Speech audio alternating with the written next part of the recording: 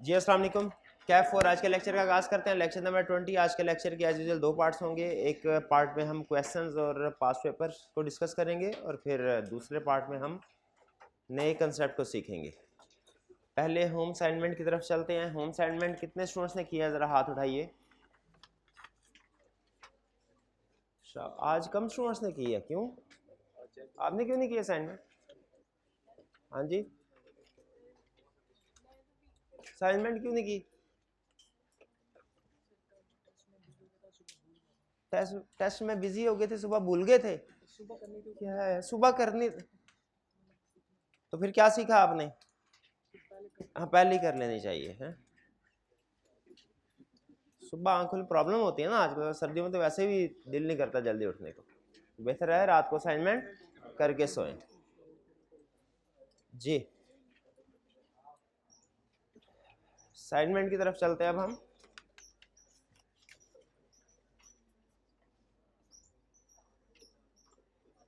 पास कीजिएगा जी। Examination question number 1, ये हमारा चैप्टर है, चैप्टर 4, ठीक है। और उसका लर्निंग ऑब्जेक्टिव 1 था, जिसमें हमने क्या सीखा था? कंसेंट और फ्री कंसेंट में फ़र्क, और फिर उसके बाद क्वेश्चन। कह रहा है आजम हैज़ 1 आल्टो एंड 1 कोरे। ये दोनों गाड़ियों के मॉडल हैं, मे भी आपको पता हो मे भी ना हो, ठीक है। ये आल्टो और कोरे। ही वांट्स टू सेल कोरे। Babar does not know that Azam has 2 cars. Babar offers to buy Azam's Alto for ₹400,000। Babar Azam के आल्टो को 400,000 में बाय करना चाहता है। Azam accepts the offer thinking it to be an offer for his कोरे। Is this a valid contract? ये valid contract नहीं, क्यों नहीं है? इनमें कंसेंट नहीं है। कंसेंट हमने पढ़ा था ना, कंसेंट क्या है? We agree on same thing in same, और ये सेम थिंग पे एग्री ही नहीं कर रहे, तो ये कंसेंट भी नहीं है। कंसेंट नहीं है तो एग्रीमेंट वॉइड होता है या वॉइडेबल? वॉइड है। शाबाश। इस क्वेश्चन में कोई प्रॉब्लम? हाइब्रिड क्लास में कोई प्रॉब्लम?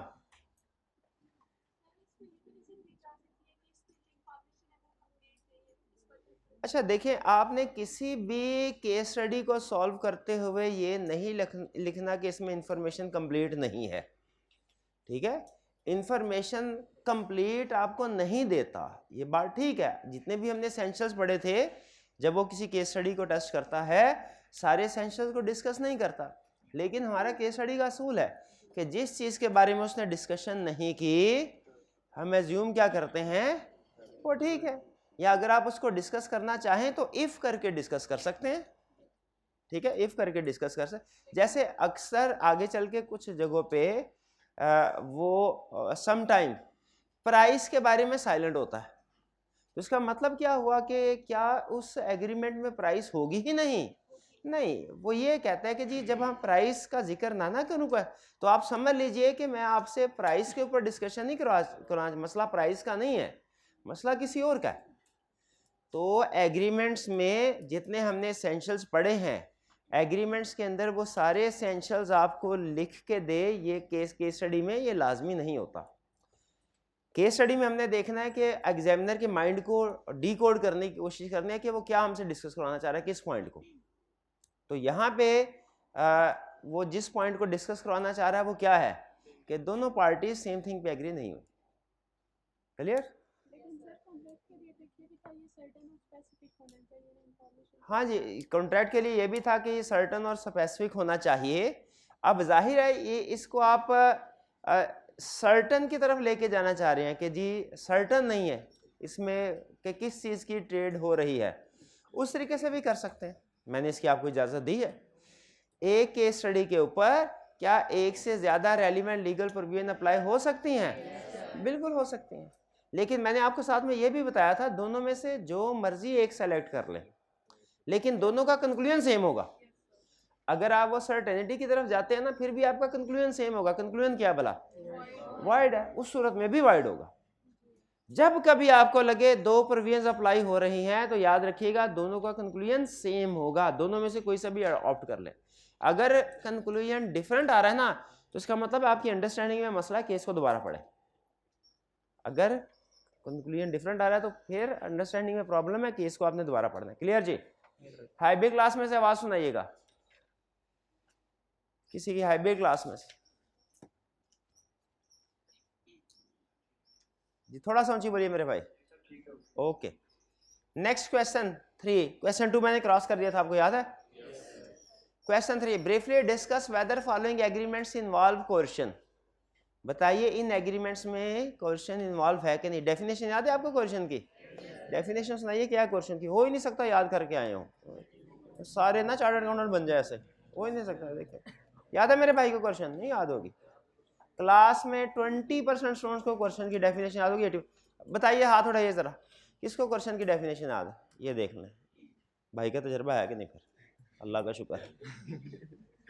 फिर पूछते हैं सर ये सीए में पास क्यों नहीं होते? ये रीजन है, ये रीजन है।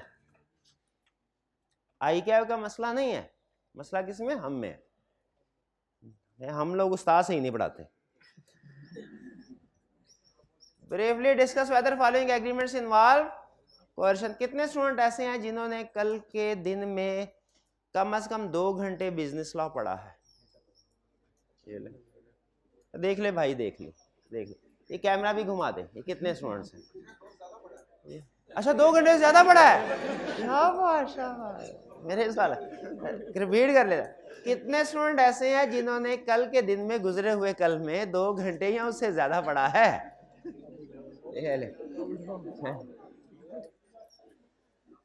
मर्जी भाई आपकी।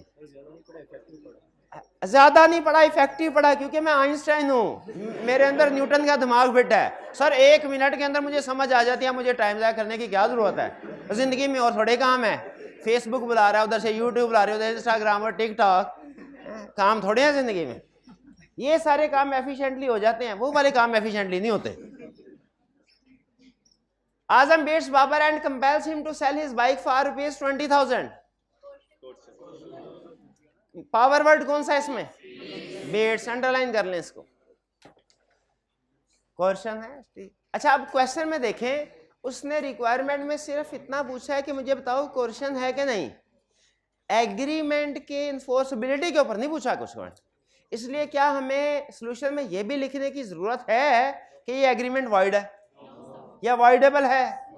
क्यों? नॉर्मली तो हम लिखते हैं रिक्वायरमेंट समझनी है, रिक्वायरमेंट समझनी है, ठीक है। इन वेदर सिर्फ उन्हें क्वेश्चन के बारे में पूछा है, सिर्फ क्वेश्चन के बारे में बताएंगे। हाँ, इंजरी टू अ पर्सन भी आ सकता है, ठीक है, वो तो उसमें क्वेश्चन ही होगी वो भी। हाँ ये, हाँ बिल्कुल, ये अनलॉफुल भी है और इंजरी टू अ पर्सन भी है। तीसरी चीज क्या थी इसमें क्वेश्चन की डेफिनेशन में? वो कोई डिटेन करने का लफ्ज भी था, कोई अनलॉफुल डिटेनिंग। हाँ जी। Next, the government threatens to seize the property of Azam to recover the fine due from Babar the son of Azam. Azam paid the fine. यहाँ पे मेरा पहला क्वेश्चन आपसे, क्या गवर्नमेंट कोई इलीगल काम कर सकती है? इसका जवाब है यस, कर सकती है, कर सकती है। बहुत से केसेस ऐसे भी होते हैं जिनमें कुछ लोग गवर्नमेंट को फरीक बनाते हैं, ठीक है, कि गवर्नमेंट ने कोई ऑर्डर जो पास किया है, गवर्नमेंट के किसी ऑफिसर ने वो इलीगल ऑर्डर पास किया है, गवर्नमेंट के किसी ऑफिसर ने अपनी अथॉरिटी से एक्सीड किया है, तो कोर्ट, यहाँ पे देखें, कोर्ट इलीगल ऑर्डर नहीं पास कर सकती, लेकिन गवर्नमेंट जो है वो इलीगल ऑर्डर पास करती है। अगर कोर्ट को इलीगल ऑर्डर, फर्ज कीजिए जूनियर कोर्ट पास करे भी, तो हाई कोर्ट या सुप्रीम कोर्ट अगर समझे कि ये ऑर्डर कानून के मुताबिक नहीं है, वो उसे कैंसिल कर सकता है। लेकिन गवर्नमेंट, याद रखे, गवर्नमेंट के बहुत से एक्शन, बाज़ औक़ात ऐसा था गवर्नमेंट का कोई प्रोजेक्ट स्टार्ट होता है, लोग स्टे ऑर्डर ले लेते हैं, तो वो क्या क्या कि स्टे ऑर्डर लेते हैं कि गवर्नमेंट का ये ठीक नहीं है, गवर्नमेंट का फैसला। तो याद रखे, ये एज्यूम हमने नहीं करना कि गवर्नमेंट के पास कुछ पावर जरूर हैं, गवर्नमेंट उन पावर्स के अंदर रहते हुए फैसले करे तो वो ठीक है, ठीक है, लेकिन पावर से बाहर फैसला नहीं कर सकते, ठीक है। जैसे फर्ज कीजिए, छोटी सी एग्जांपल देता हूं आपको, रियल एग्जांपल। हमने एक घर खरीदा, उस घर में जो पुराना ओनर था उसके नाम पे बिजली का बिल ड्यू था लाखों का, उसने वो बिल पे नहीं किया। हमने घर खरीदा और अपने नाम का कनेक्शन लगवाया। अब गवर्नमेंट जो लेस्को है या किसी भी डिफरेंट शहर में आपको होता है डिफरेंट नाम रखे उन्होंने, जो पावर सप्लायर कंपनी है वो गवर्नमेंट ओन्ड होती है। अगर वो आपसे ये कहे कि भाईजान पुराना बिल पे करें वरना आपका नया कनेक्शन काट दिया जाएगा आपके नाम का, क्या लीगली आप लायबल हैं उस बिल को पे करने के लिए? आप लायबल नहीं है, वो आपका बिल ही नहीं है, आपके नाम का नहीं है। गवर्नमेंट अगर आपको ये थ्रेट करके कि आपके नाम का कनेक्शन काट दिया जाएगा अगर आपने पुराना किसी और के नाम का जो कनेक्शन था वो चाहे उसी एड्रेस पे था वो अगर पे नहीं किया तो आप क्या करें? आप अगर उसको पे कर भी देते हैं बाद में आप केस कर सकते हैं कि सर कोर्शन उन्होंने थ्रेट किया था मुझे। तो इसीलिए याद रखें गवर्नमेंट भी लीगली, आपको बता रहा हूं, गवर्नमेंट के एक्शन से भी इलीगल करार दिए जा सकते हैं। Government threatens to seize the property of Azam to recover the fine due from Babar the son of Azam. बताइए लॉ क्या कहता है? बाप और बेटा एक ही पर्सन है लीगली या सेपरेट है? सेपरेट है, इंडिपेंडेंट है। एक के काम की सजा दूसरे को दी जा सकती है क्या? नहीं दी जा सकती। उस बंदे की प्रॉपर्टी से रिकवरी करवाई जा सकती है जिसने डिफॉल्ट किया, लेकिन किसी दूसरे पर्सन से नहीं। यहां पे क्या हो रहा है? Government threaten to seize the property of Azam to recover fine due from Babar. अच्छा, अगर बाबर के ड्यूज को लिए बाबर की प्रॉपर्टी को सीज किया जाता ना तो वो ठीक था, वो किस तरह से लिखा था बिल वगैरह में आपने देखा होगा कि अगर बिल पे नहीं करते तो आपकी जायदाद से रिकवरी, कुछ तरह की लाइन लिखी होती है। तो यहां पे प्रॉब्लम क्या है? प्रॉब्लम प्रॉपर्टी सीज करने में नहीं है, प्रॉब्लम यह है कि आप किसकी प्रॉपर्टी सीज कर रहे हैं। ठीक है, जिस पार्टी का डेट ड्यू है आप उसकी प्रॉपर्टी को सीज नहीं करें, किसी दूसरे पर्सन की। तो इसीलिए ये क्या होगा? आजम पेड द फाइन, फाइन पे कर दिया आजम ने। क्या क्वेश्चन है? बिल्कुल उसको थ्रेट किया गया था कि उसकी प्रॉपर्टी को डिटेन कर लिया जाएगा, अपने कब्जे में ले लिया जाएगा। अनलॉफुल। बी क्लियर जी? कोई प्रॉब्लम जी?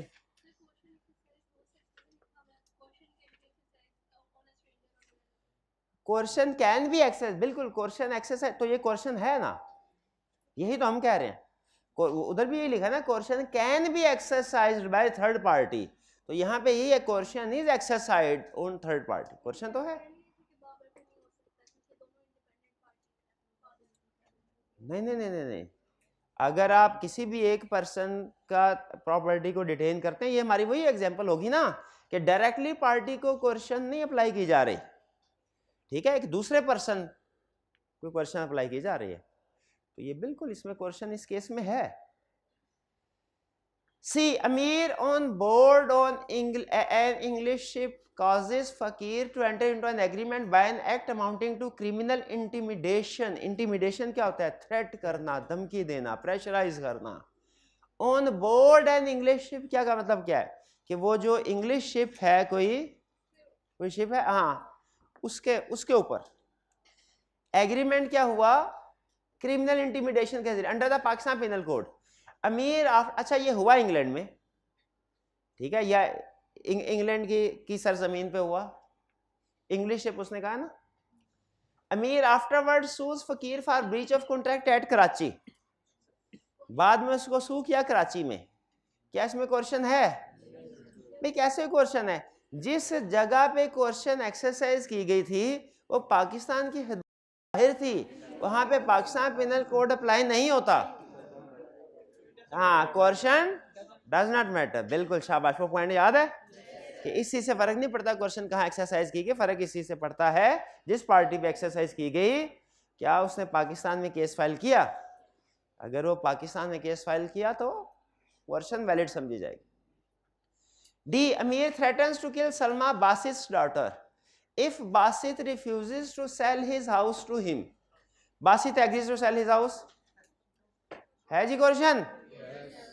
शाबाश। ये किस पॉइंट में था? हमने जो पढ़े थे, तीन पॉइंट्स थे ना क्वेश्चन की डेफिनेशन। स्टे, हाँ, अनलॉफुल डिटेनिंग या injury, threatening, committing or threatening to commit any act forbidden by Pakistan penal code. क्या पाकिस्तान पिनल कोड में ये एक जुर्म है किसी को अगवा करना, कत्ल की धमकी देना? बिल्कुल जुर्म है, इसीलिए इसमें क्वेश्चन है। A Asif threatens to kill Babar, ये नहीं हो गया, नहीं ये नेक्स्ट है ई। Asif threatens to kill Babar if Babar refuses to sell his house to Salman. Babar agrees to sell his house. Salman, इसमें भी क्वेश्चन। अच्छा जी फिर बताइए डी में और ई में फर्क क्या है? सर इसमें जी हाँ डायरेक्टली जिस पार्टी के साथ एग्रीमेंट हो रहा है उस पे क्वेश्चन अप्लाई की जा रही है, और इसमें थर्ड पार्टी के लिए। ठीक है, ये दोनों फर्क समझ आया? कोई प्रॉब्लम इन क्वेश्चंस में? Question 4. Azam threatens to kill Babar if he does not sell his BMW for rupees 1 million to Azam. ठीक है, उसने उसको थ्रेट किया आजम ने बाबर को। Babar contracted to sell his BMW to Azam and receives the payment. उसने cell भी कर दिया BMW को और पेमेंट भी रिसीव कर ली। Under the provisions of contract at comment on the validity of above contract. क्या ये कॉन्ट्रैक्ट वैलिड है? क्या स्टेटस क्या है? हाँ पूरी बात करें, voidable at the option of, यहाँ पे अग्रीड पार्टी का। अब ये केस स्टडी है ना, तो जब आपने decision and basis of decision को डिस्कस करना है, रेलिवेंट लीगल प्रोविजन में नहीं, लेकिन जब decision and basis of decision वाला पार्ट सॉल्व करना है, पार्टीज के नाम लेने हैं, वहां पे आपने ये नहीं लिखना contract is voidable at the option of agreed party, बल्कि क्या लिखना है?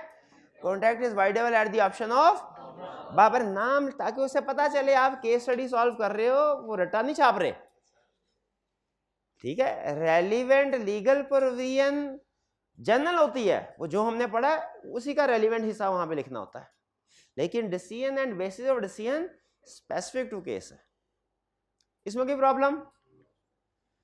5. Jamal threatened Rafia to murder her son Atif if she did not sell her house to Mujahid. Rafia did as she was told under the provisions of contract at comment on the validity of above contract. अच्छा ये comment on validity of above contract, ये अल्फाज समझ आ रहे हैं आपको? इसमें क्या कह रहा है कि बताओ मुझे वैलिड है, वॉइड है या वॉइडेबल है, और इसकी रीजन भी बताओ। यहाँ पे रेलिवेंट लीगल प्रोविजन कौन सी है? यहाँ पे रेलिवेंट लीगल प्रोविजन कौन सी है? ठीक है, contract becomes voidable if coercion is exercise. यहाँ पे डिसीजन और बेसिस ऑफ डिसीजन में क्या लिखेंगे? As Jamal has exercised coercion by threatening Rafia to murder her son, therefore this contract is voidable at the option of Rafia. Rafia can either enforce this contract और rescind this contract. Enforce भी कर सकते हैं, rescind भी कर सकते हैं जी। क्या ये लिख सकते हैं कि अगर कॉन्ट्रैक्ट rescind कर दिया जाए तो बेनिफिट्स को रिस्टोर या रेस्टिट्यूट किया जाएगा? लिख दें तो बेहतर है, लिखना लाजमी नहीं है, लिख दें तो बेहतर है, वो आपका कंप्लीट हो जाएगा सारा ट्रीटमेंट। मार्क्स कितने हैं? 2 मार्क्स है, मेरे यहाँ लिखने की जरूरत नहीं है। 2 मार्क्स के साथ हमने जितना लिख दिया यही बहुत, बल्कि 2 मार्क्स में तो हमें रेलिवेंट लीगल प्रोविजन लिखने की भी जरूरत नहीं है। ठीक है, लेकिन अगर लिख दें आप मजीद कि इफ रिसेंडेड तो रेस्टिट्यूशन होगी, गलत नहीं होगा। ये रेस्टिट्यूशन का लफ्ज समझ आ रहा है? Restoration of benefits, restoration of benefits जी। इस क्वेश्चन में कोई प्रॉब्लम? हाइब्रिड क्लास में से कोई प्रॉब्लम जी बताइए? हाइब्रिड क्लास में किसी स्टूडेंट, ये फीमेल साइड से दीजिए ना, इनकी पार्टिसिपेशन भी करवाएगा ना जी, पूछे इनसे जी। कोई प्रॉब्लम जी? जी चलिए आगे चलते हैं। ये थे हमारे, यही थे, इसमें कोई मजीद रहा तो नहीं क्या? अब चलते हैं हम अपने नए कंसेप्ट। लेक्चर का ये हिस्सा यहाँ पे ख़त्म होता है।